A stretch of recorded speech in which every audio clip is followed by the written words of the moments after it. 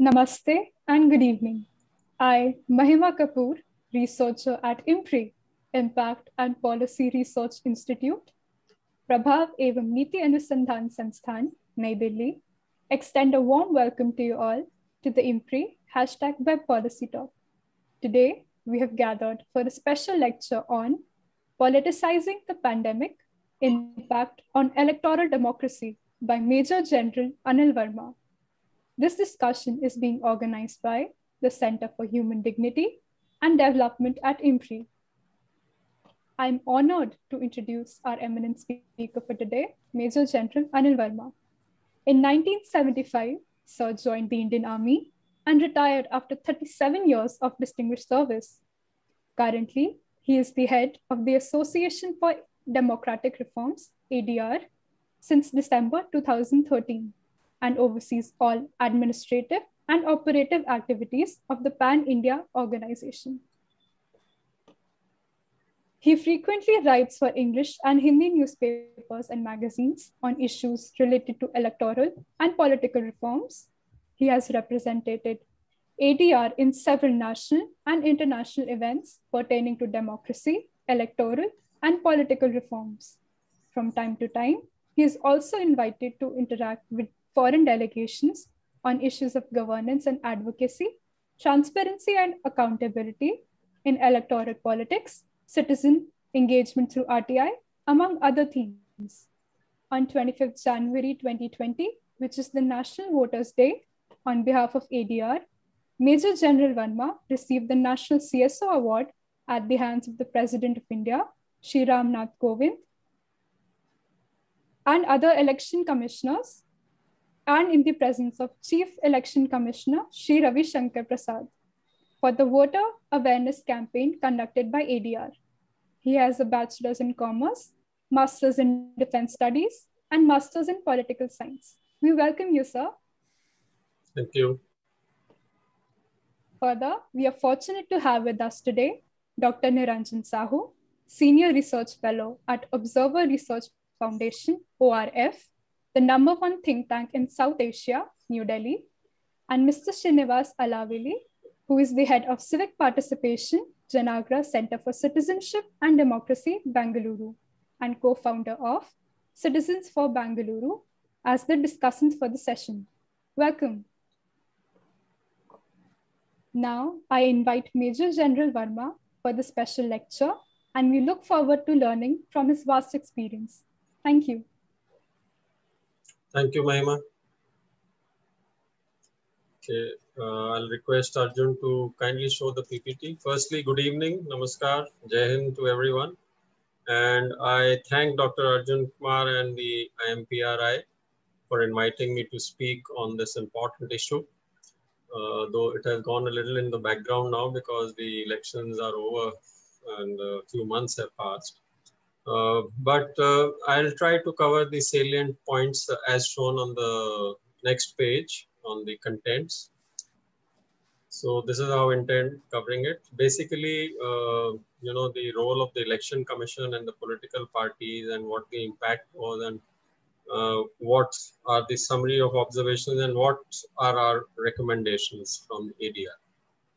Next, please. So we are all aware that COVID pandemic was something, which nobody knew how to handle. It was something new and devastating, and therefore it posed unprecedented challenges. And there was a certain sense of, radical uncertainty as to how to deal with it and how to go on. So holding the polls and the elections during this pandemic meant immense responsibility and institutional susceptibility and proactiveness. Though broad guidelines were formed by the Election Commission based on the suggestions from political parties and CEOs of the states and the union territories, and these guidelines were promulgated to well in time before the elections to everyone.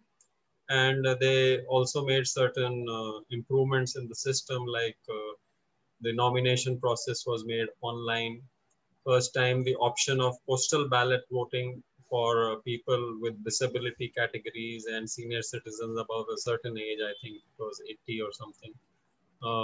They could do voting by postal ballots. Then virtual rallies were encouraged. Online political communication with expansive use of social media, etc., was encouraged. Next.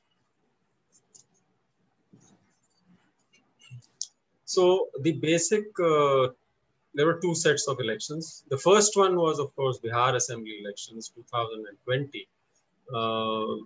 This was when the COVID pandemic was raging, I would say. So this was conducted in 3 phases. There were 72 million plus voters, and there were 243 constituencies in the Bihar state.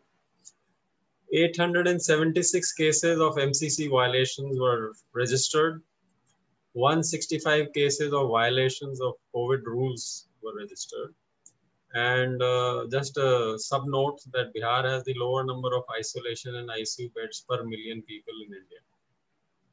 The next set of elections was recently held in 2021, as you're all aware. This was done in 8 phases, 187 million plus voters, 824 assembly seats. More than 100 FIRs were registered in Bengal itself for COVID norms violations.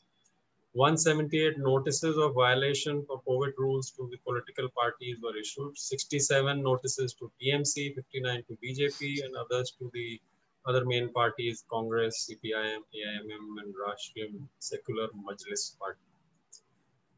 Though what happens to these FIRs and these notices, we do not get to know subsequently because the details are not available on the Election Commission website.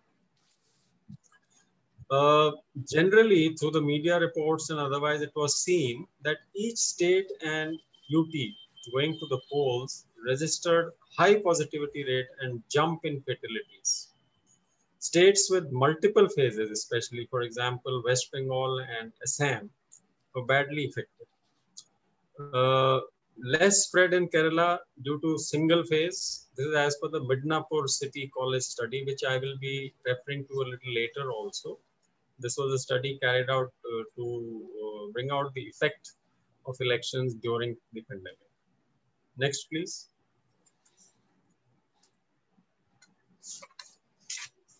So this actually picture I have selected just to show, the expectation versus reality. Now, if you see on the left is the picture of a model polling booth, where proper marking has been done and people are standing at the distance and thermal temperature is being taken and everybody is wearing masks and all that. And certain guidelines which the Election Commission had given for the health, safety, both for the personnel who were manning the polling booths, who were conducting the elections, as also for the voters were being followed. But at the same time, you will all recall that to the media reports, reporters from different channels were roaming around all over the states and reporting from different towns, cities, and urban areas and rural areas. And the above arrangements which are shown in this picture were not really followed in all the other places. Then reality, if you see the picture, we are all aware, everything was on social media, the pictures, videos, etc., where, thousands of people were attending the rallies and all the parties were involved. All the leaders were involved. And the tragic part was, as reported by the media, more than 1621 teachers and support staff passed away from COVID-19 during the poll duty in UP Panchayat elections, which were held a couple of months back. Next, please. So coming back to this Midnapur City College and Indian Center for Space Physics findings, this was conducted in June 21. The couple of highlights which were confirmed was firstly that the political campaigns and election activities significantly impacted the coronavirus spread in India. The second was that the study confirmed a significant rise in effective contact rate and effective reproduction numbers during the election bound period and immediately after. If you see the infographic of Hindustan Times, there was a reporter who attended these separate rallies organized by BJP, TMC and Sayukt Morcha in West Bengal during the elections. And you can see he's nicely covered, you know, the various safety measures as per the guidelines of the Election Commission, which were supposed to be followed, how they were flouted. All the parties, I mean, he's just taken these three main parties of West Bengal elections. So you can see most of the things, they were flouted. Next, please. Now I come to the aspect of politicizing the pandemic. Firstly, you know, over the vaccination, even during the campaigning period, political parties and leaders promised free vaccines if brought to power.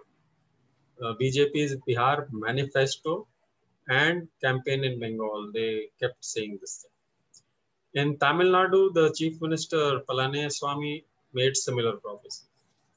Mamata Banerjee announced free vaccination to 18 and above if elected. And there was a lot of controversy, as you are aware, about the picture of the Prime Minister on the vaccine certificate, which I don't think was removed. It is still there, because when I took a printout of my vaccination, it is still there. The second thing was the controversial remarks over the efficacy of vaccine, which was, you know, also discussed by various parties, especially in UP. I think there were a lot of remarks made about. Opposition parties made claim to slam the vaccine approval prior to elections.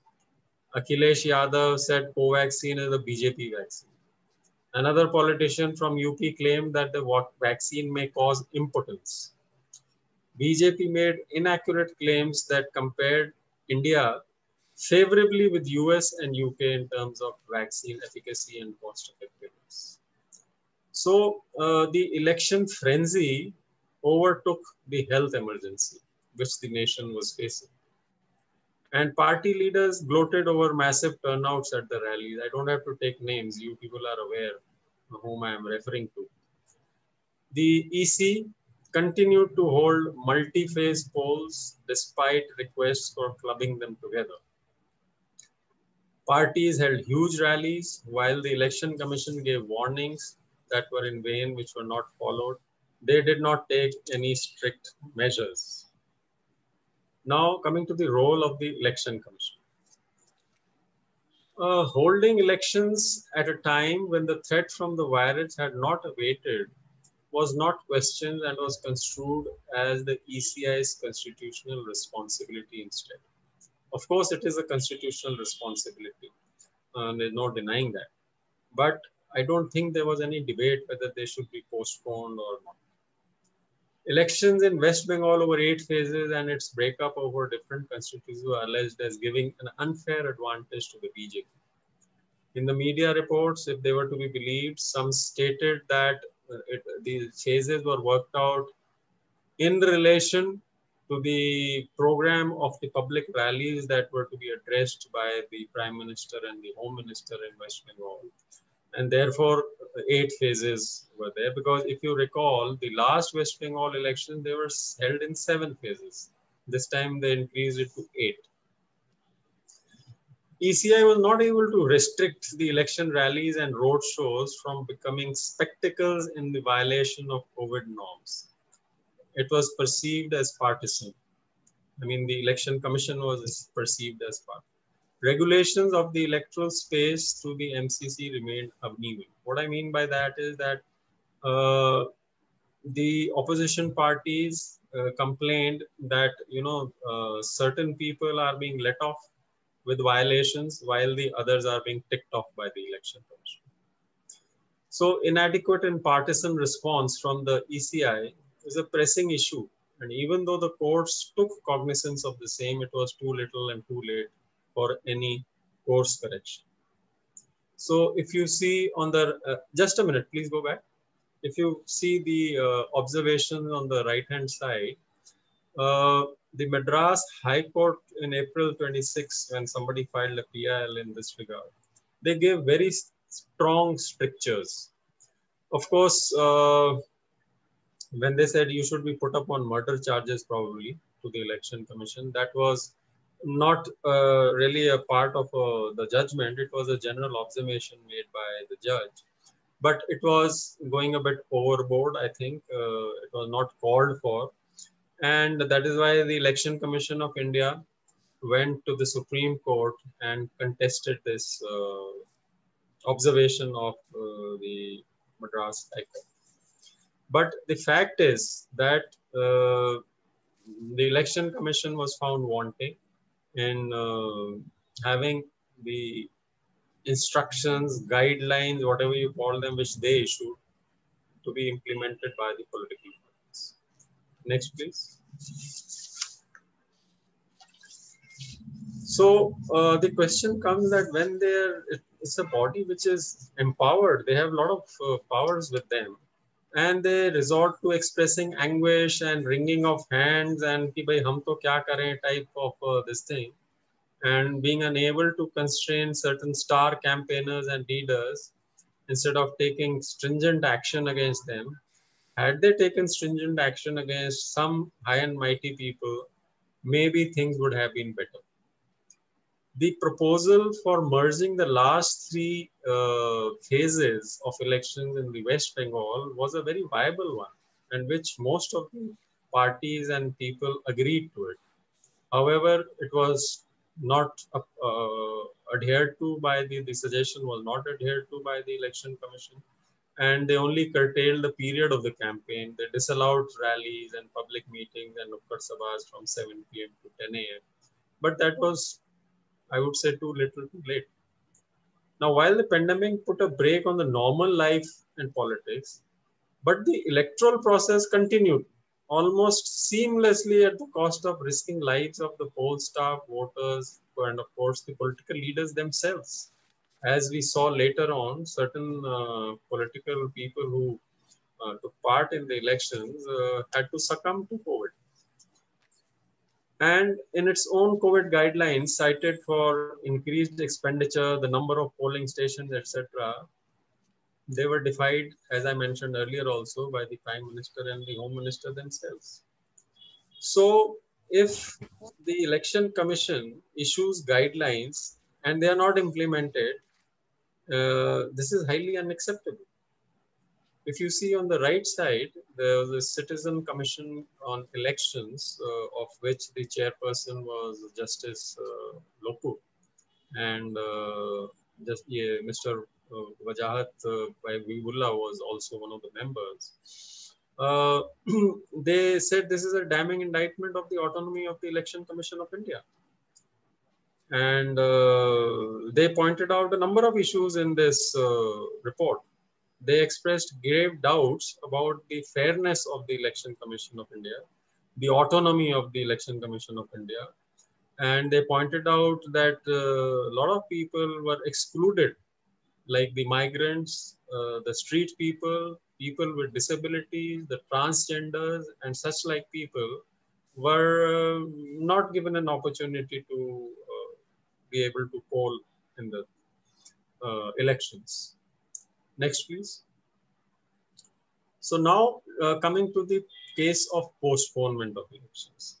Now, as you're all aware, elections are to be held within 6 months prior to the end of the term, whether it is of the parliament or the state assembly elections. And postponement by the Election Commission can be taken, can happen only when there are some extraordinary circumstances. Section 153 of the RPA states that once the notification for election has been issued, Election Commission can postpone elections provided it does not stretch more than 6 months. However, in an emergency, it can be postponed for 12 months. And up to 6 months after the emergency is lifted. So exceptional circumstances are what? As stated, they are like natural calamities or law and order situations, or unforeseen circumstances beyond the Election Commission's control. So these are the type of reasons where elections can be postponed. So in this scenario, the Election Commission has to inform the government of its inability to conduct elections. And then the government has to decide whether to impose president rules and allow the elections to be. If you see, between February and August, there were several countries which postponed elections due to the pandemic. And when the ECI prepared to hold assembly elections in the state of, as I mentioned earlier, 9.9 crore population, almost double that of South Korea, the number of confirmed COVID cases in that state were 135,000 and 688 deaths had already taken place. This is as per an article in EPW of May 2021. So I was seeing the analysis of the international organization IDEA. So they have done an analysis for the period between February 20 and July 21 for the whole world as to how many elections were held and how many elections were postponed. So as per that, 128 elections were held and elections were postponed in 78 countries. And the maximum postponement of elections was in the period March to June 20. Please note that. That is the time when the COVID pandemic was in full swing. But surprisingly, I was seeing that there was just a marginal drop in the voter turnout. It was just 2 or 3% drop in these states in India where the elections were.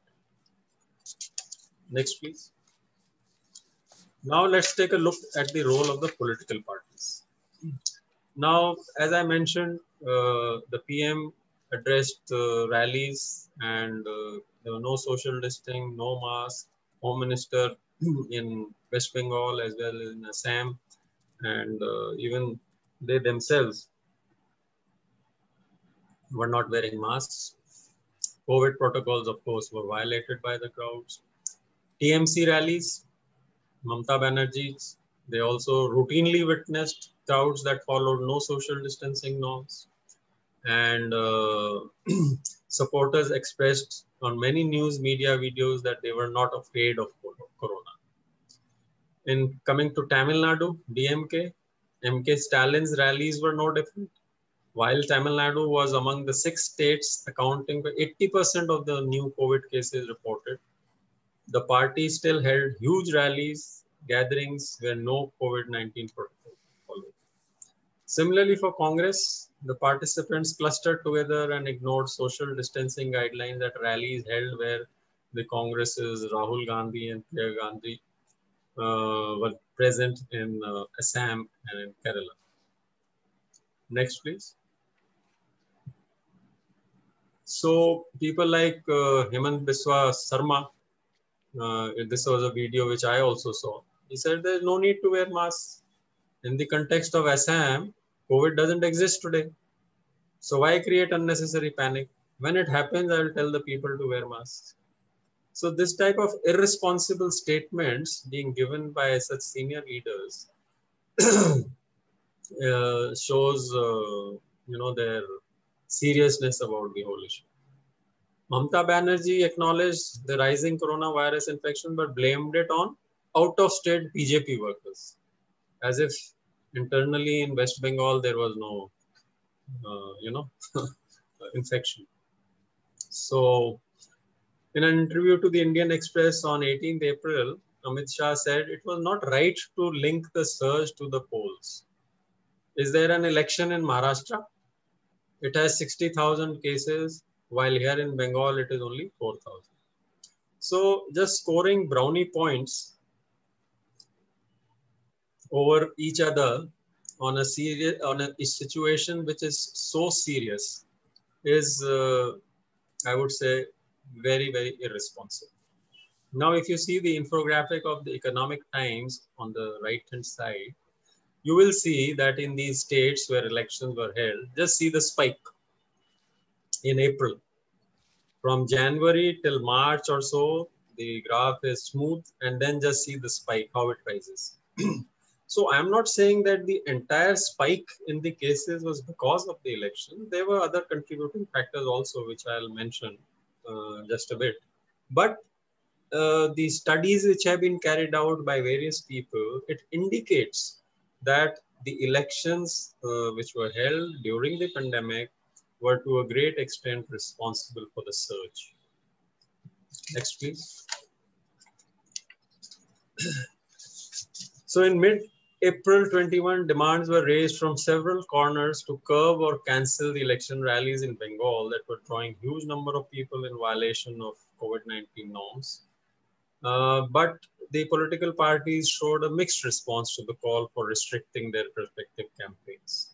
For example, BJP refrained from cancelling the rallies of its top leaders and decided to limit the number to 500 people in Bengal.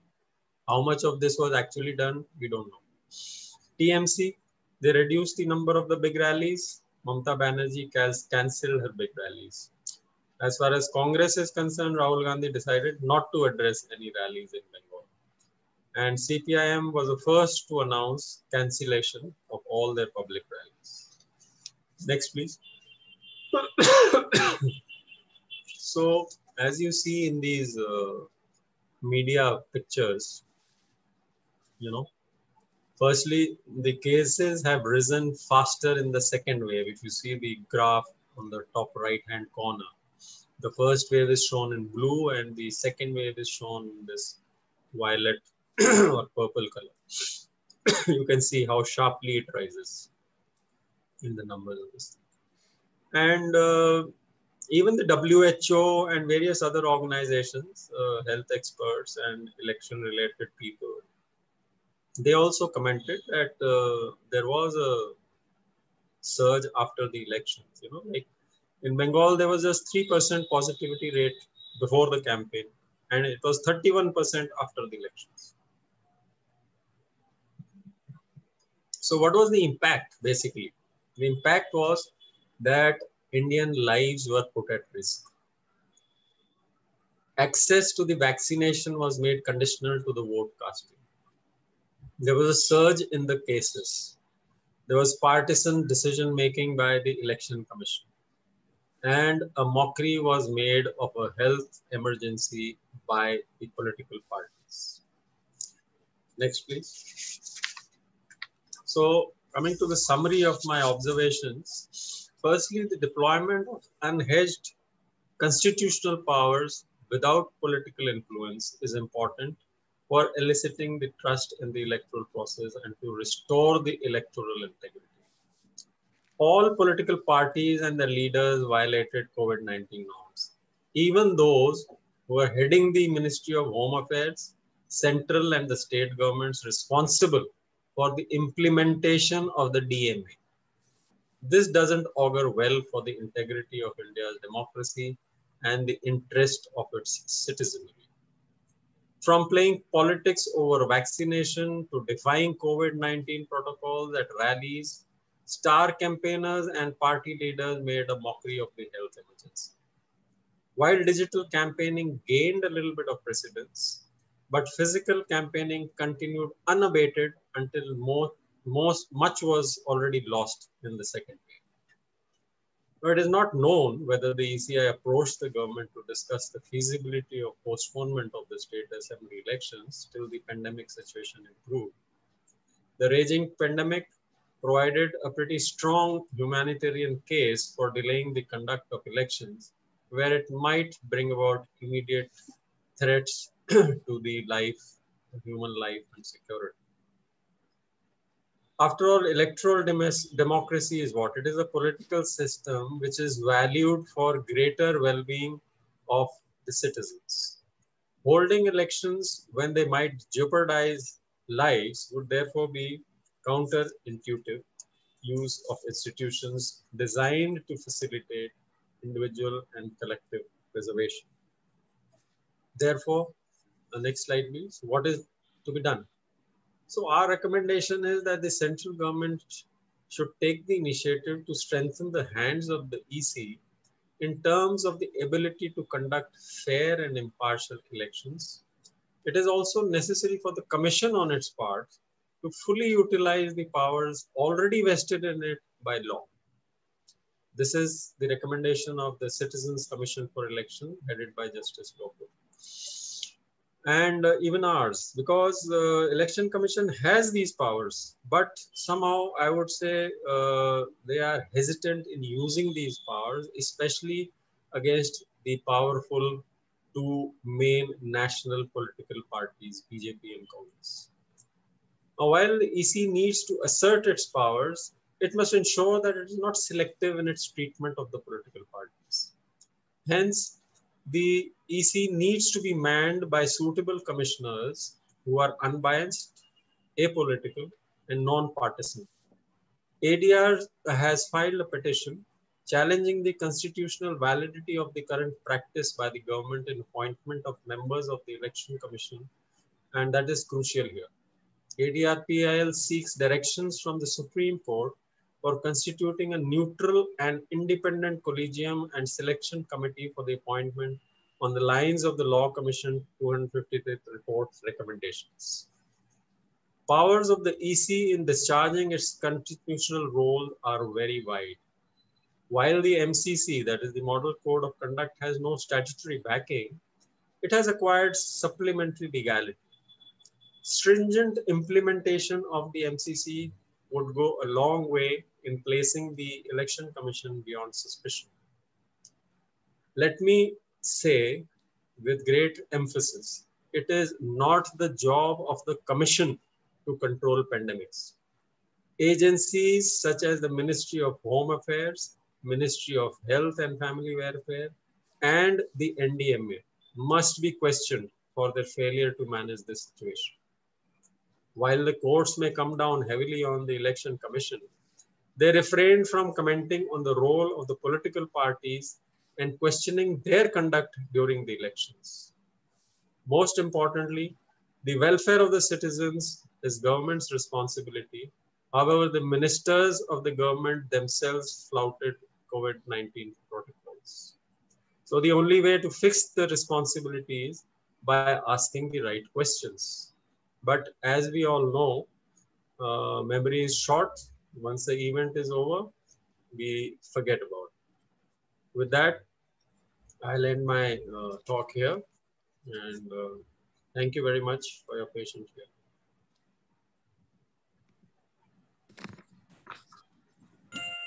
Thank you so much, sir.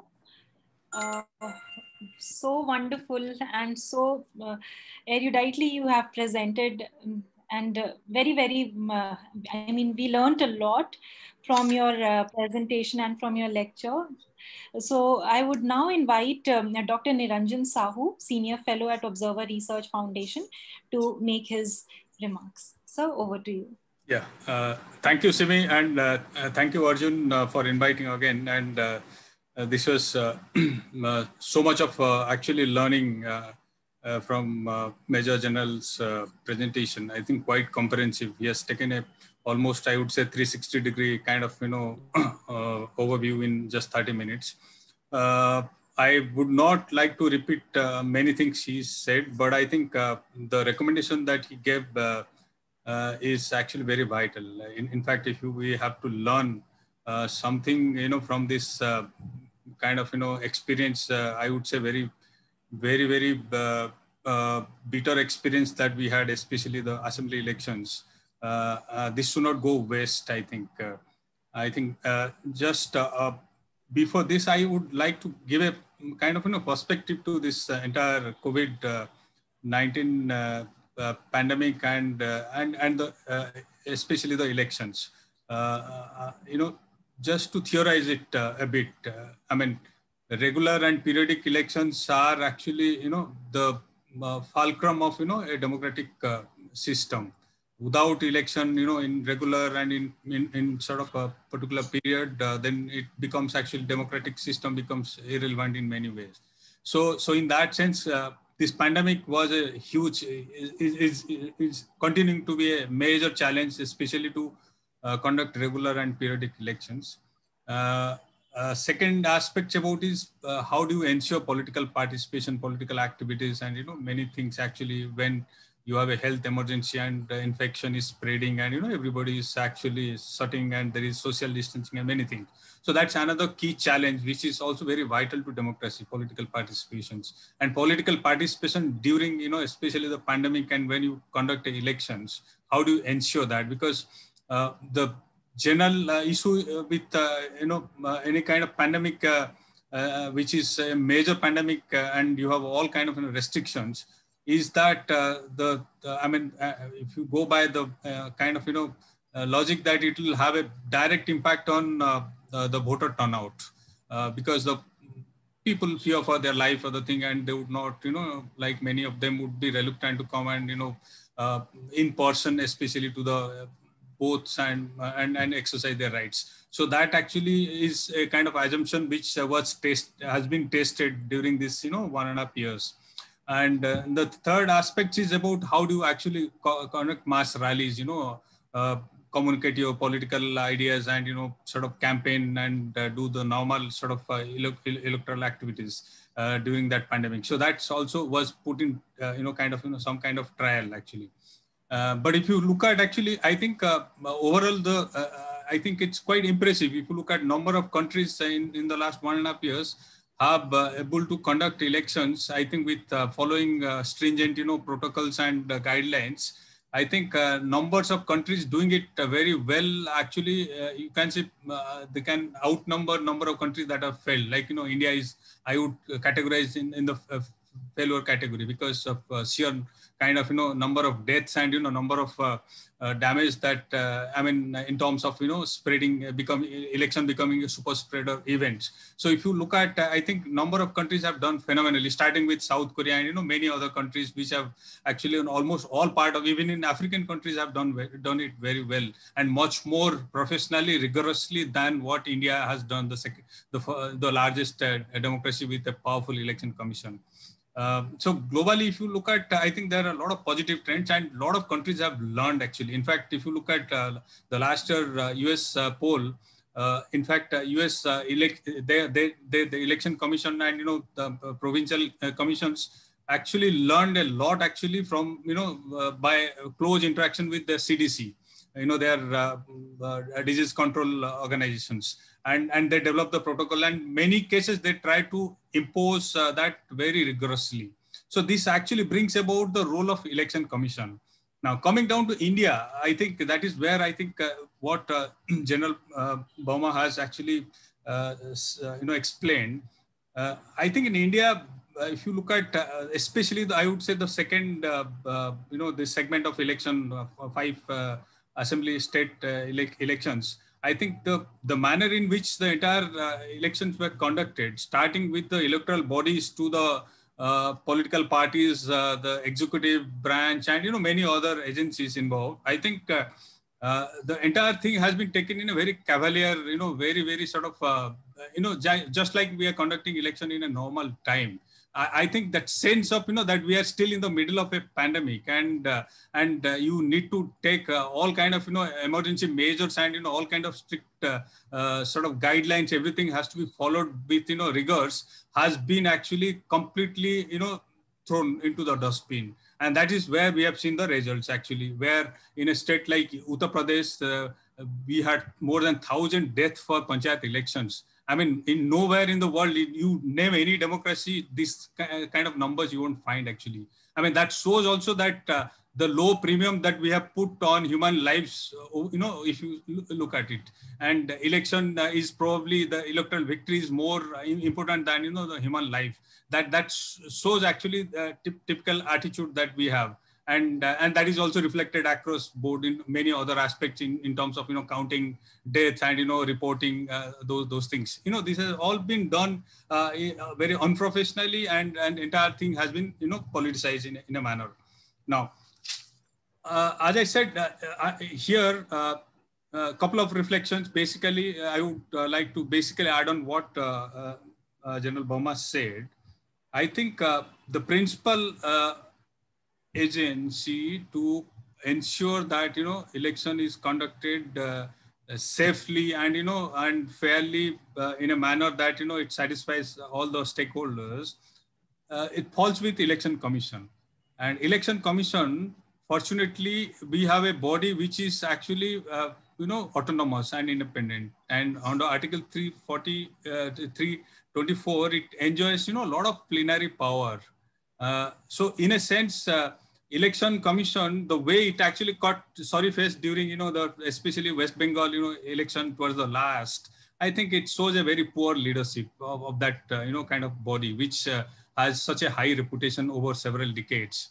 In a sense, I think this straight away brings to the issue of, they have a lot of power, plenary power. They could have drawn a lot of powers, even using Disaster Management Act, Epidemic Act, which, allows them, because you have, Model Code of Conduct, which allows also Election Commission enormous power. It almost takes over that, entire state. In fact, the entire district administration comes under, Chief Electoral Officer's, control. Both, running and superintendents of, that entire district administration is under Election Commission say. So if Election Commission cannot actually curb, kind of, violation of, electoral rallies and, the kind of, COVID protocols, all that, despite all these powers, which it means that Election Commission is either shying away from, exercising its independent power, or it is under political pressure. So it's very clearly that the Election Commission has actually shown very poor leadership, and in many ways that would actually cast a shadow over its, kind of image and integrity in times to come. Second thing I would say is about the role of, other institutions. You look at, political parties. They are the vital institution in democracy, and among political parties, both opposition and ruling party, I think the manner in which they have actually, played their role in especially these 5 state assembly elections is absolutely shocking. If you look at actually, if you just look at globally, actually, starting from South Korea, United States, other thing, even Republican democracy, they are fighting like, cat and mouse, everything. But at least on COVID protocol and many things, even Donald Trump was not violating when he was speaking, in town hall speech and in many other things. Even he was forced to follow the rules, actually. Wearing mask and, maintaining social distancing and, number of gathering and all that was put kind of restrictions. Why the same thing couldn't have been observed by the political party, starting with the ruling party, to set an example? It's unfortunate that we have shown a very poor example to the world, being the largest democracy, and all political parties, you name, none of them, some of them have done it for for the camera and, for the press, like what Trinamool did actually towards the end, saying that, entire process can be merged into 3 phases, and, they stopped also campaigning towards the, last 2 phases. I think all that it's just a drop in the oceans. From the day one, I think if they would have adhered, I think they would have set an example for others. So the third thing, I think, is also role of, never forget about the role of judiciary, which is very complicated and ambivalent.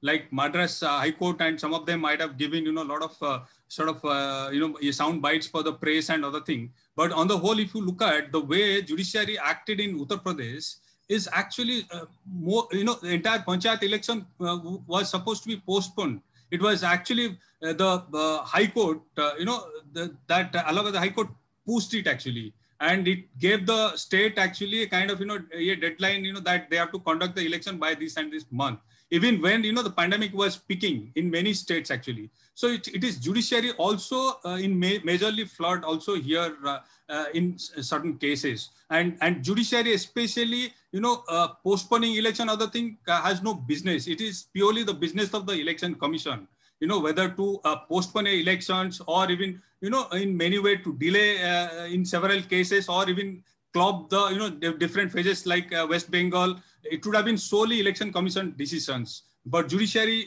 messing over it, and in many ways trying to, act as a sort of a body that is a kind of democracy, I think in many ways messed up. So Uttar Pradesh, we saw the disaster actually to a great extent. I think it's also a judicial, role cannot be simply ignored.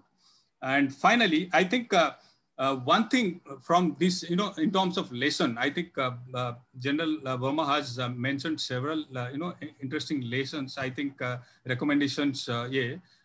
One thing I would say, if the Election Commission, which enjoys still, a lot of credibility, and as a body, which should actually not just forget the lessons that from especially during the second wave, the election, the manner in which it conducted the elections, despite the surge, and and the manner in which it failed, to prevail over the political parties and conduct, check those rallies and mass contacts, adding to the the spread of the infections. I think they must institute a kind of a sort of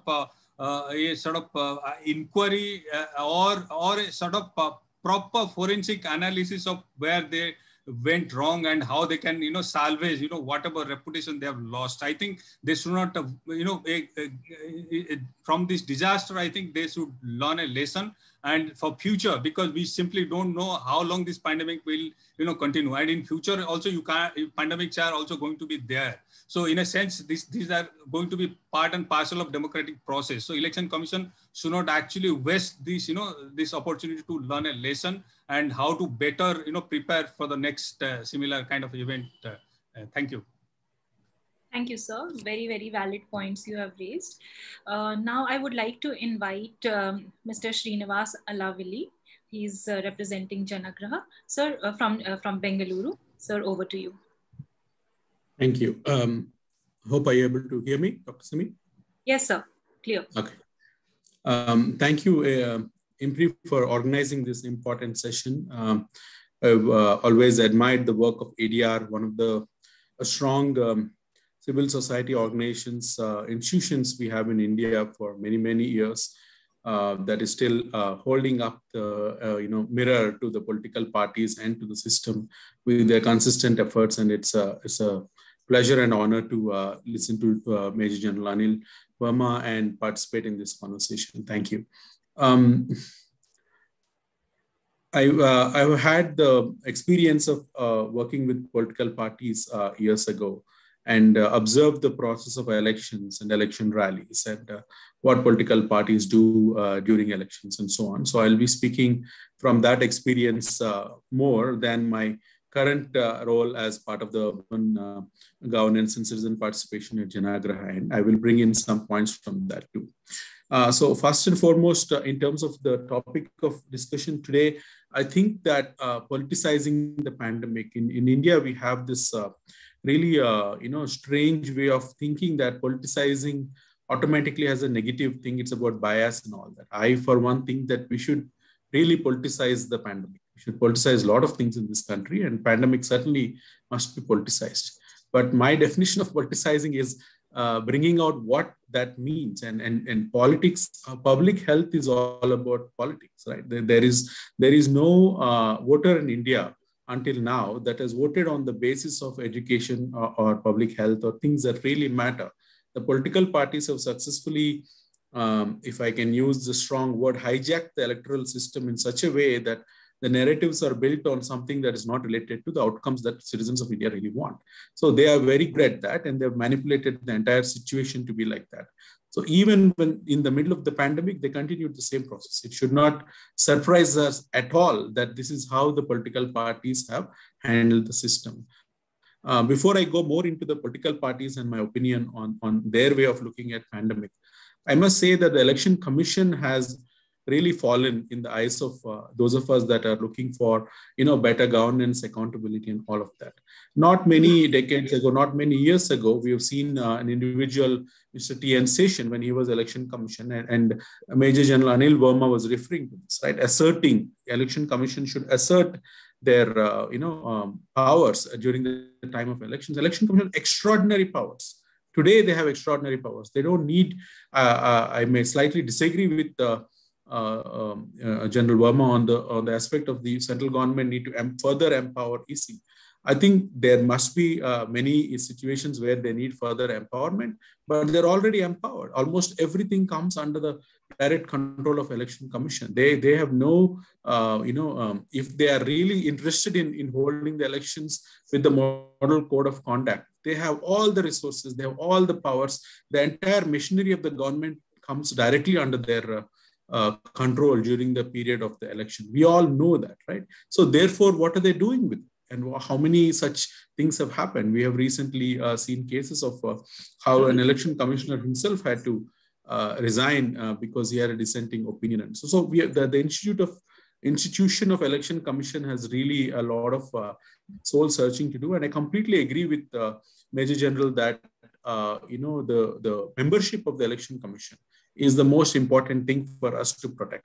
When a democracy, and a thriving democracy like India, world's largest democracy, we proudly claim in every available forum, if it doesn't have an independent, apolitical, unbiased election commission that works for thrive, for making our electoral democracy thrive and ensure that not a single vote is wasted, and the norms of the election, the model code of conduct, and how free and fair election is conducted with a level playing field for all political parties, our democracy is at a serious threat. And this is a statement that is made often, so often that it no longer makes an impact. But in events like this, we must really think again about that. The role of the election commission, in all the way from the beginning of the maintenance of voter rolls to actual conduct on the polling day and all of that. So it is completely broken in many, many ways. And the pandemic is just the latest edition of the shortcomings of the election commission that we have. And when the election commission becomes yet another institute that's that is in the hands of the people in the power, then we are at a serious risk. The number of phases in West Bengal is mind-boggling. We haven't discussed that much today, but I think just that one act of splitting the election into 8 phases, and as per many opinions and educated guesses that these things are done to favor a particular political party or other, is unpardonable in the event during the pandemic. So we must really introspect and think about the role of the election commission and the kind of decisions they're making, the calendars they're producing, and when the civil society comes together and raises these issues, I think there's at least some sense of fear and wanting to do the right thing in the upcoming people that lead the election commission. So I really hope that conversations like this will raise the seriousness of this matter. If Election Commission of India is not unimpeachable, we are in a serious risk to our own very existence as a electoral democracy. And this is the single biggest lesson that we must learn out of this pandemic handling of election commission, in my humble opinion. When it comes to political parties, a lot of the previous speakers have talked about the rallies that they conduct and all of that. My understanding is that the political parties are very happy to distract and make conversation about things that don't really matter. So they have created a situation at this point, and people of India, voters of India, are also partly responsible for this. But what they have done really is to conduct elections into some kind of a race. Elections are like IPL, elections are like a tennis match, it's like who wins. There are deep-rooted problems, and I'm too small a person to get into that in front of this accomplished panel. But the first past the post system is the single biggest problem that we have.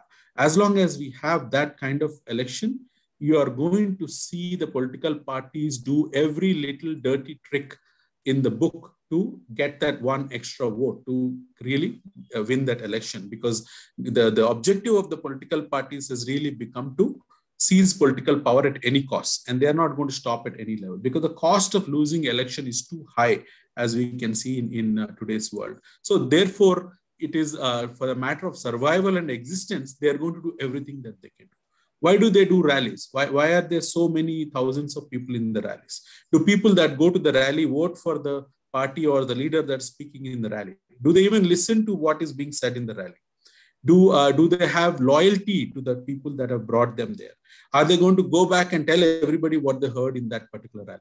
The answer to most of these questions is no, because we know that these rallies are not actually about what is being said, but they're merely a show of strength.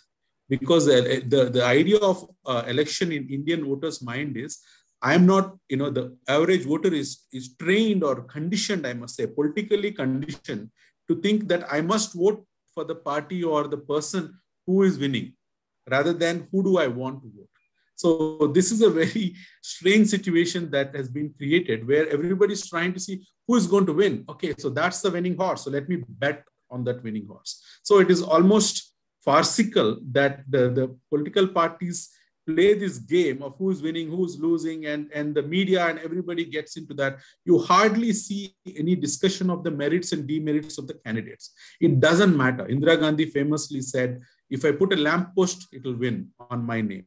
Right? Same thing the current prime minister can probably say that, and probably you won't say it publicly, today. But that is true. A lot of people owe their very existence. The getting of the party ticket itself is seen as a biggest victory or accomplishment. So what happens after that? Somebody else will take it. So when we make elections hyper local, it is about the consciency, it's about the people, it's about the candidates, then we are going to get better outcomes from our elections, even in the first past the post systems. But what we have seen in the last 10 to 15 years is that centralization of elections, as if we have a direct PM election or a direct CM election. Our constitution does not have that. But today our entire election process is about that. Most people probably don't even know that they are going to vote for an MP who's going to vote for a PM or an MLA who's going to vote for CM. They are voting for the CM and the PM in their mind. Okay, because I want that person to be a CM or a PM, here I need to vote for this particular symbol. So that is the degree of electoral wisdom or intelligence that we have in the average voter. And I'm not talking about the people that are really engaged and involved in that. I'm talking about the larger majority of the people that are voters of India. Most of the people in India, and many studies have been done, that how much time do people think on politics in their lives, right? So those of us on this panel and the people that are watching this and participating, we have deep interest in politics and development and governance and things like that. But an average citizen of the world spends less than 1% of her time thinking about governance and politics, because they're trying to lead their lives and they don't care to bother what's happening, which is the party, what are they doing. This is not something that they have. So they've been politically conditioned to think in a certain way, and that is hurting our electoral democracy. There is no outrage from the public, for example. At least I haven't seen it. Why are you holding these elections right now? Why can't you let the wave pass or things like that? I've rarely seen anything like that, because they don't think it is their right to question or even demand such a thing. Okay, they said something, somebody else, Mamata Banerjee said something, Amit Shah said something else, but what are you saying? That is rarely ever seen. We don't see the voice of public expressed in a collective manner. It does come out, as we've seen in some nationwide protests and all, but when it comes to elections and politics, it's taken for granted. The state where I live in currently, Karnataka, there's a huge talk about change of the chief minister. Imminent that our chief minister is going to be replaced with another person as chief minister. So what is the narrative in the media in the last few days? Is the new chief minister going to be from the same caste as the outgoing chief minister? Who are the potential chief minister candidates? Which caste does he belong to? Is that caste vote bank going to be adding to the existing vote bank of the current ruling party or not? So every day, this is what we see in the media, and everybody is tuned into that. And nobody is asking the question, okay, changing the chief minister is happening. I have no say in that. Somebody else is doing that. Who are the other chief minister candidates, potential candidates? What is their background? What is their resume? What have they done? Who is better suited to lead this one of the largest states of India, a progressive states of India with a great booming economy?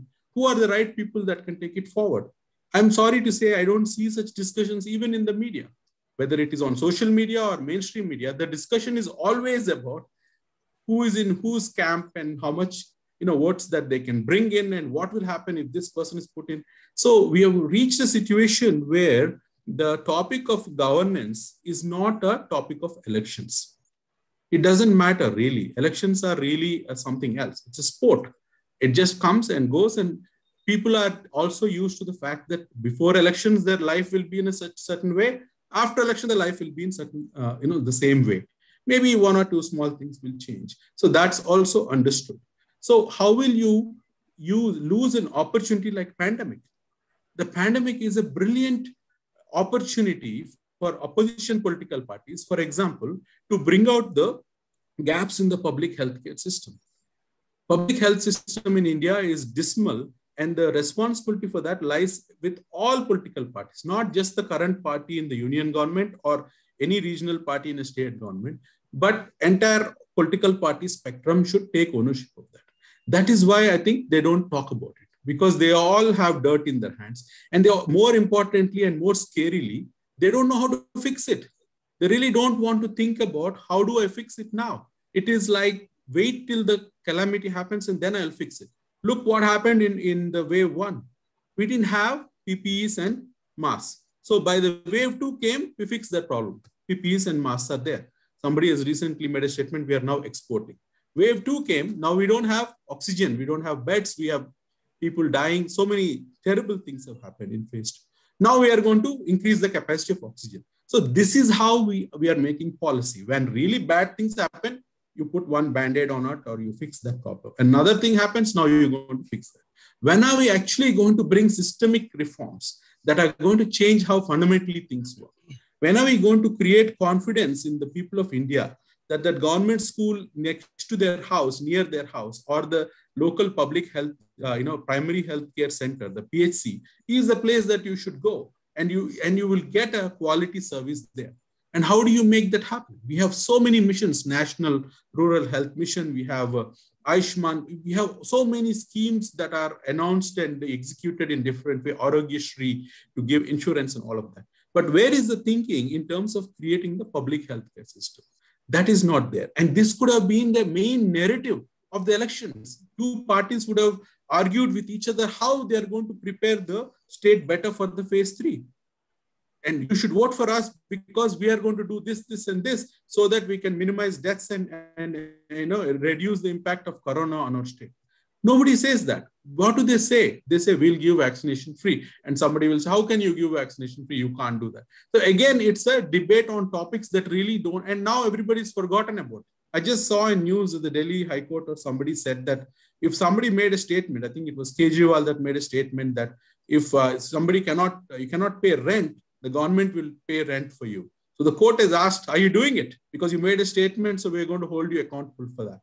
And I'm really curious to know what the court is going to, what's going to happen in this case, because if this actually goes through, I think we can imagine the impact of consequences of this, because the number of lies that the statements that are made are utter lies and shameless, things that are said during the course of elections, all forgotten at the thing. We've trained everybody. And if let's say, if I ask somebody in media why, you know that it doesn't really matter. So it's no longer important to write about it or discuss about it. So we are, it's like normalizing an abnormal behavior. That is what is happening with us. And what we saw in the pandemic is really an exaggerated case of that. Our elections, their system is broken in many, many ways. And therefore, this is a big, wake-up call for all of us to look at our political system. Elections are just a small slice of the overall political system, but they are the ones that dictate who comes in and who goes. I think the citizens of India also have a lot to, learn from this. And the more the media and, the responsible citizens of India, the organizations that try to create awareness, work in a way that instead of giving up on the fundamentals, and like ADR, keep talking to people about criminalization of politics and, all kinds of things that they're the last bastion in a way, in the sense that even that is no longer impacting people. 42% of the latest Council of Ministers have criminal record. Nobody bats an eyelid. Life goes on. So I think I've said too much already. Thank you so much for giving me this opportunity. Thank you. Thank you. Thank you, sir. Very interesting and important points you have raised. And in fact, there are a few complementary questions also to which you have already responded to. So now with Major General's permission, sir, would you like to respond to what Niranjan sir and Srinivas sir had to say, or do you want to go straight to the question and answers? No, they both made very relevant points. We can go to the question answer session. Sure, sure. So before launching the Q&A from the audience, I have a few points and also subsequent questions to make. So you spoke about the neutrality of the EC members, and also the committee should be very good and, you know, in the selection of the members, etc. Where do you see the role of women? We have just had one woman as the chief election commissioner, and do you think it would make a difference? Even both in the selection committee as well as in the highest echelons of this authority. Also, so what is the role of state election commissions? You know, are they just for administrative convenience, or could they have been incorporated to give the ground level evidence, the local evidence that things are not going well in terms of the health crisis in these states during this time? Also about Bihar elections, just taking a little bit backwards, the election commission held it very nicely, and you know, there was not a massive upsurge and devastation like this time. So was it collective overconfidence from all the agencies that you have mentioned that we'll do it perfectly well, because taking the example from the Bihar elections? So, and also about lockdown, could Mamata Banerjee not have imposed a state lockdown because it was in a mess? And what was the reason that she did not impose it? And also about Mr. Sunil Arora being given the governorship after his term. Does it reflect further an intensified politicization of the pandemic? Yeah, if you could take these questions, sir. Okay, thank you, Dr. Simi. So about the women in the election commission, I am all for gender justice and gender equality. Certainly, why not? I have no issues with it. But the larger question was that so far we have seen that by and large the election commissioners have been functioning pretty well. It is only the last couple of years that we've seen, I would say, deterioration in the performance, and that is why, and not only in the election commission, I would say in certain other constitutional bodies also, where selected people are placed, you know, who have a particular sort of an alignment which is known to people. So that is the system which needs to be avoided. That is what I was referring to. Second, you have mentioned the role of the State Election Commission. I suppose you are referring to the CEOs of the states. There is a difference between the SEC, the State Election Commissioner, and the CEO. Yes, sir. Yes, sir. So you are referring to the CEO? CEOs, yes, sir. Yeah. Okay, see, they could have played a more proactive role, but then again, they function under the overall directions of the Election Commission of India from Delhi. So on their own, yes, they could have taken more stringent measures, because after all, like we know, this Election Commission has tremendous powers under Article 324 of the Constitution. They can do a lot. And this was mentioned by someone in passing, and it is also one of the questions I was seeing. There is one anonymous questioner who's given 7 questions, not given a name. What I want to say is that one of the ex-CECs in one of our discussions, this question was asked to him, that when you have so many powers already, why have I given in my recommendation that, you know, the central government needs to give more powers to these CEC? Because he said, firstly, if we use our powers under the Article 324, they are like the Brahmastra, which can be used once only, you know, for some very, very serious thing. He says we can't use it every now and then. That is one. Second, he said that, now what I'm coming to is powers. We are talking about the EC. They have powers to register political parties, and that is why we have close to 3,000 political parties in our countries, which is ridiculous. But they don't have powers to de-recognize the political parties. If you are aware, this recent hearing which has taken place in Supreme Court about 2-3 days back, wherein there is one guy who had filed a PIL for the political parties not submitting details as directed by the Supreme Court or reasons for selection of candidates with criminal cases. It was a contempt petition filed by somebody in the court. And the court is now, they have reserved the judgment, but they are taking it seriously this time. Though in the media you must have said that one of the judges has said that what do we do? Hamari sunta nahi koi. I mean, that is a ridiculous type of a stand being taken by these people who can change things.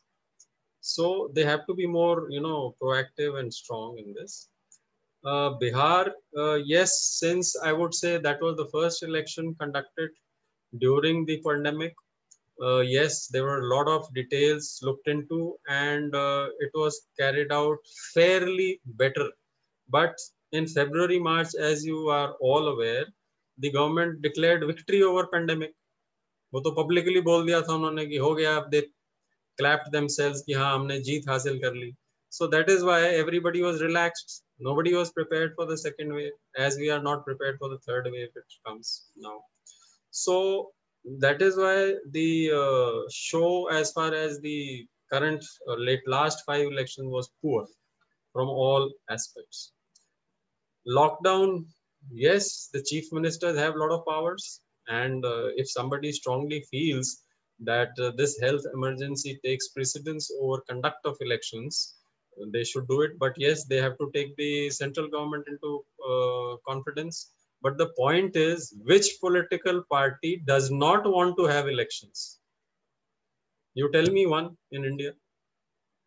Srinivas has covered it very adequately, I think, so I won't go into more. I will not talk about Mr. Sunil Arora. Less said, the better. Thank you so much, sir. Thank you very much for those responses. I would now read out a few questions. So this question is that, for example, what about the fact the Constitution itself does not provide for political parties? Is it possible to envisage a system which only elects individuals without political parties at all? Something like board of directors who then elect the prime minister, some hypothetical question. My quick response is that it is wishful thinking. This cannot happen. The way current things are in our country, I feel even independents have no business to be contesting elections. They are just for the money. When there is a, tight contest, तो इतने पैसे इधर से लेको उधर चले जाओ. That is all that they do. So there's no point having independent candidates. What to talk of independent, everybody is, that is very difficult. It's not practical for a country like ours. So the question about media, how much is the media responsible for all of this? We never see any conversations happening on topics that matter in politics in the media, whether it's too I much. don't think we should sort of blame the media for any of this. There are, of course, we have seen certain, channels, without naming them, they consider themselves to be the national and nation's voice and all that. But we know how they are aligned and how they speak. But at the same time, during the elections, I have seen that there are a lot of media houses who do very good footwork, actual grassroots reporting. They conduct chopals, they talk to citizens, they are giving you the ground reality from people. So let's not sort of, paint everybody in the same brush. Yes, there are the good part and the bad part, but media, I think during elections does a fairly good job. Only thing which we have to watch out nowadays is social media. There's too much of fakery in that. Yes. Right, sir. So I would invite Ms. Swati. She's a researcher at IMPRI to present a question to you. Swati, over to you. I have read the question, unless she has another one. Yeah. Thank you so much to all the panelists and the speaker for the beautiful, really insightful session. So my question is that the pandemic has been a big threat to humanity and to the established world order. quickly transforming fragile democracies into autocracies in the name of public safety. So how India will perform, and how India, being such a large and well-established democracy, would respond to the crisis has been something that has been looked upon by all the governments, and we actually failed in that context. So the autonomy of the independent institutions like the Election Commission is now being questioned, as we saw that how we took measures during the pandemic, the protocols and everything. So now, whom shall we, as the people, as the citizens of India, blame? The government, or the supposedly independent institutions that are the basic pillars of our democracy? Okay, you want me to answer that? Yes, sir, if you can. Yeah, okay. So as I had mentioned during my presentation also, as per me, the basic fault lies with the political parties and the government. You see, like somebody, that anonymous questioner has asked a relevant point. He says, who's to blame then? Voters to aake vote karte hain. Kyun aate hain? Abhi, how will you stop the voters? You know, the politicians can incite their supporters to do anything. You are seeing what is happening in Bengal or otherwise. So if the political parties take no responsibility, they are not accountable to anybody, what do? They consider themselves above the law. What do? When I'm telling you that the Supreme Court judge said, we have been saying this, hamari koi sunta hi nahi. This is the state. We, the ADR got a judgment from the Information Commission, that all the political parties should come under the RTI. No political party is following that. So they just disregard what they don't want to do. And they all come together for these type of things. So I'm not saying that, it's a question of, questions have to be asked by the public, the society. Now, another question of that anonymous this thing was, what is the civil society doing? Why civil society thodi sara kuch theek kar degi? It is the public, the people have to come out and ask questions from their politicians. Na? I haven't seen the face of my MP or the MLA where I live in Gurgaon. He never come. So the other question was about this participative democracy. I have read all the questions. It means interaction between the public, the voters, and the politicians, which doesn't happen. Once they take the votes, after that it is tata bye-bye. You don't see them. So we have to bring about this change of participative democracy, and the only thing a politician fears is losing the elections. So the public has to make him understand that you will lose if you don't do A, B, C, D. That is my view. Right, sir. Thank you so much. Can I add just what Major General said? See, entire thing I think is basically in our democratic system. Entire thing is actually, it begins and ends with the election. We do not have democracy in between the elections. That major, those 5 years is actually where the democracy should be really played out. What Major General said about the people interacting with their, representative. That doesn't happen actually. It is, that deliberative part of, democracy. We are basically an electoral democracy and nothing beyond it actually. And it happens only maybe in few states. Maybe you can cite the example of Kerala or, few states where, the literacy rate is very high and citizens are very active and alert. And you have also a strong civil society, movement. There is a legacy factor also, which pushes them to in many ways. Otherwise, if you look at the entire Hindi heartland, you look at the eastern zone, central India, many part of it, it's basically, it's just like a festival happens every 5 years. And once, people are given all kind of freebies, and then they feel happy. Caste, communities, religion, everything is played out like a true festival.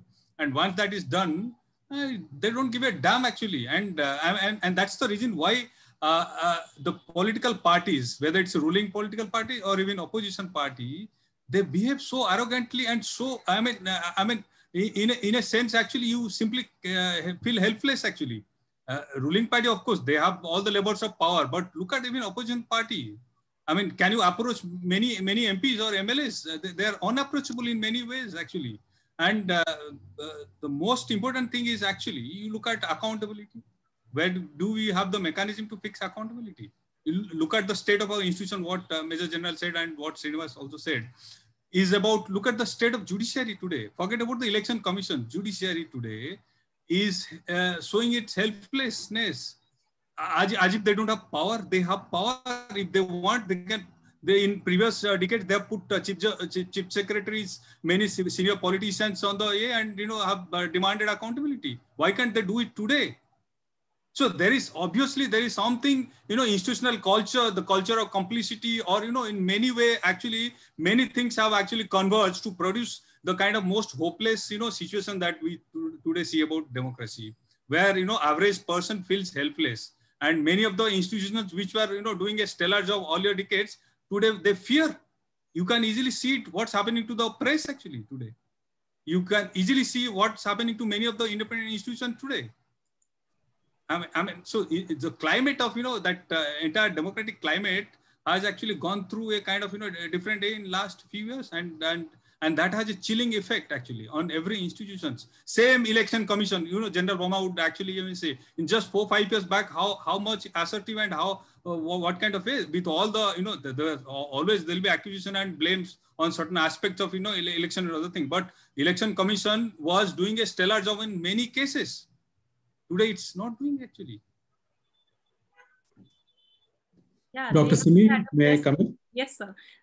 Just to interrupt, they had a press briefing when Tejasvi Yadav had said that, the certificates are not being given to the winners. So they made it at around 12 at midnight. So they are assertive at times. Yes, Srinivas, sir, over to you. If you can quickly present your point. Look, I'll keep it brief. I appreciate the opportunity. So the aspect of participatory democracy is beaten to death, right? We talked about it a lot. And in fact, I think participatory democracy is alive and thriving in India, judging by the number of people that come on the streets for CAA or formulas or things like that. You see that all the time. And at Janagraha's end in the cities where we focus on, we see a lot of citizens coming together to fix their streets and the footpaths and the lake, and there's a lot of volunteering that happens. This is also participation in democracy. What we don't have is a formal institutional sustainable models of participatory democracy. It is some years back, many of you remember when Jairam Ramesh as a minister did the hearings on the GM for foods. There was no standing room in those halls, and people had so many opinions and they come in. So whenever those kind of forums are created, there is public input coming in, and all the angst and the opinion on the social media will actually spill into the real life and on the ground also. So at Janagraha, what we try to do, because we believe that the participatory democracy is best achieved at a local government level to begin with. As we create a more aware citizens, active citizens that want to participate in the city governance, that's how they get into the model of working with them. And we have programs like participatory budgeting, right? So the citizens of Bengaluru, for example, give inputs to our city corporation called the BBMP on what they want to see in the next year's budget. We collect all that input, analyze it, remove the duplicates and remove things that cannot be done, and then create a system where those inputs can actually make sense to the municipal corporation, their engineers, their finance department, and convert it into line items in what needs to be done in the budget. So the institutional mechanisms for participation in cities already exist through the 74th Amendment and the community participation law and all of that. That's called ward committees. We have ward committees in India. Guwahati, in the case of pandemic handling, many cities have created citizen committees at the ward level. Why did they do that? Because they figured out that the decentralized way of governance makes most sense to handle the pandemic. So now if that process continues for managing the streets, for managing the mosquitoes during the dengue season and urban flooding, that is participatory democracy too. And that is a participatory governance that people can actually experience and see the impact of it. So I would like to ask the panelists to think more about this and the organizers, and think of how participatory governance can begin at this level. We have the Gram Sabhas in the Panchayat level, and we have the ward committees in the cities. So finally, using this opportunity, I'm going to appeal to Major General Verma that ADR should start tracking the municipal elections, start tracking the candidates that stand for the municipal elections. We haven't done that. We somehow haven't given importance to the people that are the closest elected representatives. Somebody said the MLA hasn't seen me, MP hasn't seen me. Has the councillor seen you? Because more than the MLA and MP, the municipal councillor or the corporator should be street, should be saying hello to you. You should be able to reaching out to her. Is that happening? And that's where gender balance can be achieved too, because nearly 50% of municipal councillors are today women. So there's a lot of women in governance. We are not leveraging that. We are not strengthening that system. When we do that, a lot of good things will happen, because all the research shows that when women are in elected positions, there are better outcomes for everybody. And that is irrefutable evidence from the panchayats for many years, from many states across India. Same thing can be done in cities. And that's how we can strengthen our political system from the grassroots to the next levels, is my opinion. Thank you. Thank you, sir. Thank you very much. So you have perhaps given some recommendations for the way forward, but we'll come back to you. So now I would move to the way forward round, and I would invite Dr. Niranjan Sahu, if you could, for 2 minutes each of the panelists could take, and then reflect on what are your recommendations, policy recommendations, if you have. Thank you. I think, I shared some of those things during my comments. Primarily, I think, both Major General and Srinivas, they have actually very well articulated, one articulated about the entire macro problem, starting with the leadership, political parties, election commission, and, several other institutions. And then Srinivasan very well added about the third tier, institutions, local government, in fact, I would jump to, add saying that,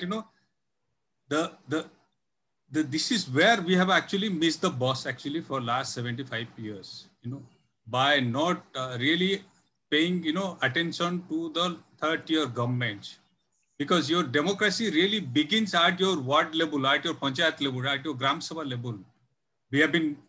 What we have actually, democracy is basically a sort of kind of, institutional architecture, a kind of, structure in which, MP, MLAs are elected and sent to parliament or, assemblies, and they represent. But just imagine, if you really want to have because within even in indirect democracy, we have a mechanism to have direct democracy through third tier, institutions, where representative and the citizens will have, opportunity to interact. And, in many ways that would actually lead to a lot of, policies at the upper level.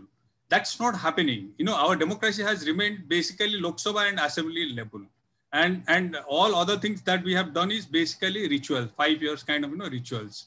And then institutions, like what we have today, are actually facing the onslaught of the executive. When you have, this is not just to blame the executive today. Executive at any point of time, which had, enjoys full political majority, had also tried to boss over the institutions, exert pressure. And, it was done during the Congress time. Even this was the case also with Nehru's period. One of the most democratic prime minister, very liberal prime minister, also never hesitated to, use the executive power to pressure the institutions. Like you look at the first amendment, look at several other, constitutional amendments that happened during Nehru's period, because that was the time when executive was enjoying, absolute majority. It can do, boss over and, just do anything. And in this period, it reached the pinnacle, and we have seen the other side of it. Now we are facing a sort of a BJP onslaught, which enjoys, BJP of Vajpayee's time, when you had a coalition government, had a different character altogether. But when you have the same party, which enjoys majority, it changes the way. So I'm saying there we have to actually really think in terms of check and balance. What check and balance can be put? And that cannot be just exerted by, just a handful of institutions like, judiciary or media. I think a lot of these things have to actually be with the citizens themselves. If the citizens do not actually become a real stakeholders in the democratic process, what I'm talking about democratic process, not about elections, it is between the elections, if they don't make their representative accountable and responsible and answerable to them, and if we continue elect, people who are history sitter criminals and, people with all dubious credentials and wealthy candidates, many of them are, mafia, mining mafia and all kind of things. They're just basically here actually to get elected and, do their bidding in the parliament and assembly for different kind of, policy influence.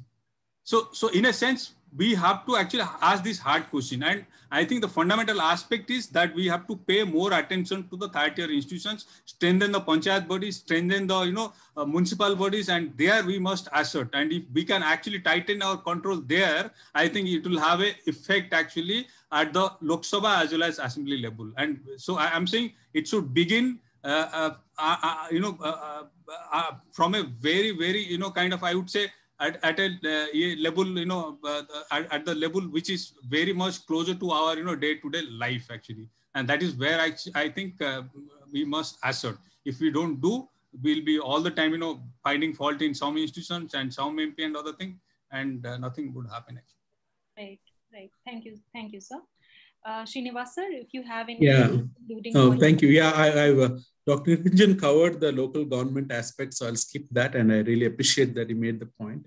On local government, the only thing I will add is ward committees. That should become like a buzzword that all of us should be talking more about and support.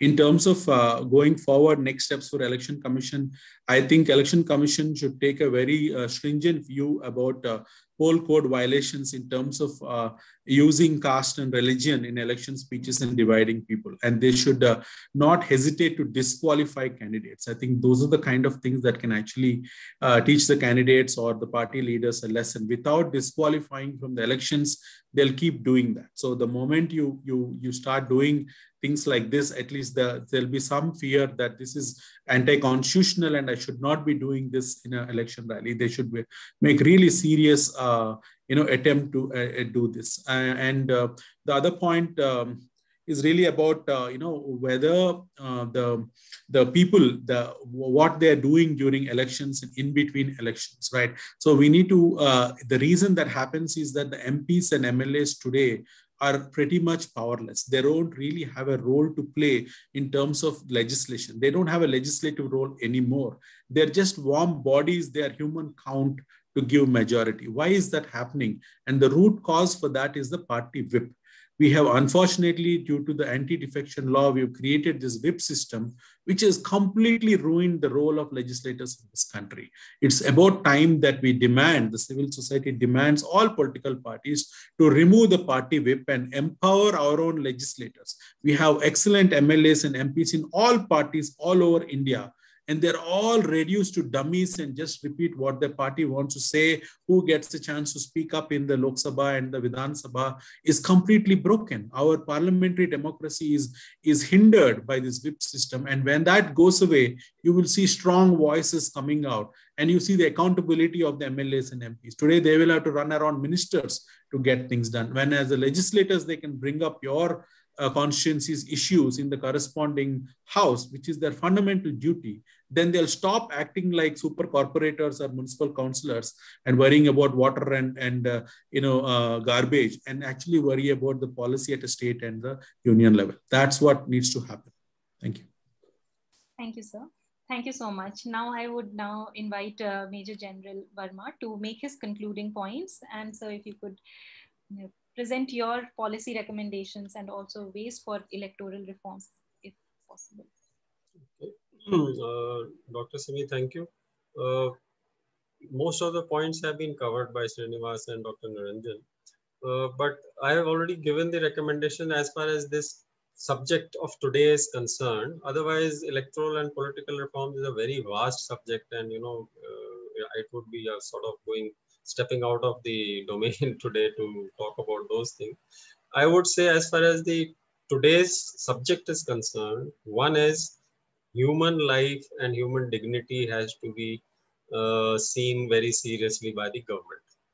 As far as the Election Commission is concerned, it has to strictly implement the MCC. And if they have issued some guidelines, whether it is for the pandemic or whatever, they have to ensure that they are followed. They have a lot of powers, so they have to ensure that. And third important thing is the accountability of the political parties. Now, how to achieve that? That can be done only by the people when they, do it with the interaction with the politicians who come to them, and by the judiciary. So the judiciary has to come out of this mode of pussyfooting and, we kya kare, kaise karenge, wo. They have to assert themselves, and they are capable of passing certain strictures. For example, if any one of the parties' election symbol was frozen for not implementing this thing, they would have been held to pay. But they don't take such they are empowered to do this, but they will not do it because I had given the reason earlier. And the third important thing is, I said, the appointment of the right people, apolitical, non-partisan people who are selected by a group of eminent citizens who are including it in the body selecting the thing, and not only the government officials who sit down and appoint people. I think, and coming to the point of Srinivas, what he raised about the MC, see, ADR does not have the wherewithal to do the, this thing of all the municipal corporations. We do in part sometimes, but it requires too much effort because the numbers are huge and we don't have the wherewithal to do it. So that is why we are not actively engaged in. And so with that, I think I would end. I've already given my main recommendations in the presentation. Thank you. Thank you so much, sir. It was so enriching. Thank you. Now I would invite Ms. Anshula Mehta, Senior Assistant Director at IMPRI, to propose the formal vote of thanks. Anshula, over to you. Thank you. And I would like to formally thank everyone for joining us on behalf of the IMPRI Center for Human Dignity and Development. I sincerely thank our speaker, Major General Anil Verma, sir, for taking out the time to be with us today and for delivering this lecture on politicizing the pandemic impact on electoral democracy. It was indeed a very enlightening and thought-provoking session. Thank you very much, sir. I am also grateful to our discussants, Dr. Niranjan Sahu and Srinivas Alavilli, for joining us and sharing their insights and enriching the deliberation. Thank you. Thank you also to Dr. Simi Mehta for moderating the session, and to the entire IMPRI team for bringing this event to fruition. And of course, thank you to all our viewers who joined us here on Zoom or on Facebook Live and raised such pertinent questions. And we are grateful if you are watching later on YouTube or listening on our podcast. So thank you once again to everyone, and I wish you a good evening. Thank you. Thank you. Thank you very much. Thank you very much. Thank you. Thank you, Dr. Arjun. Thank you, sir. Have a nice evening. Thank you. Thank you. Thank you, Simi. Thank you, sir. Thank you, sir.